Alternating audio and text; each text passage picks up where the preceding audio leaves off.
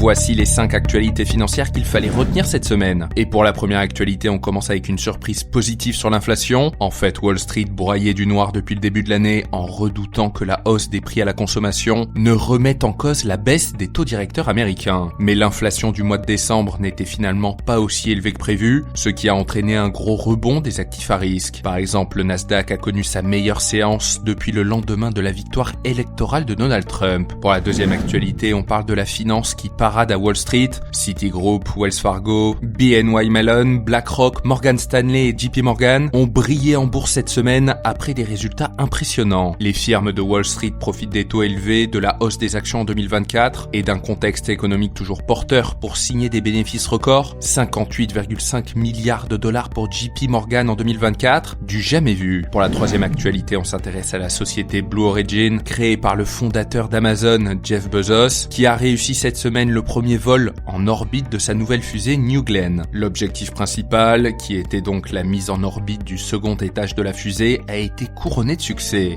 Blue Origin n'a toutefois pas réussi à récupérer la partie réutilisable du lanceur pour cette première sortie. Quatrième actualité, mariage en vue dans la certification. Le Suisse SGS et le Français Bureau Veritas ont été forcés de confirmer l'existence de discussions en vue d'un mariage après les indiscrétions obtenues par l'agence Bloomberg. Le rapprochement créerait le numéro 1 mondial incontesté du secteur, avec une taille 3 fois plus importante que celle du premier rival, le britannique Intertek. Et enfin, en dernière actualité, Richemont surgit. En fait, le secteur du luxe était bien parti pour une saison des résultats déprimantes, jusqu'à ce que la compagnie financière Richemont surgisse avec des chiffres de vente bien plus élevés que prévu. Le géant suisse, propriétaire notamment de Cartier, Piaget et Van Cleef & Arpels, s'est envolé en bourse, entraînant dans son sillage LVMH, Hermès et tous les acteurs du secteur.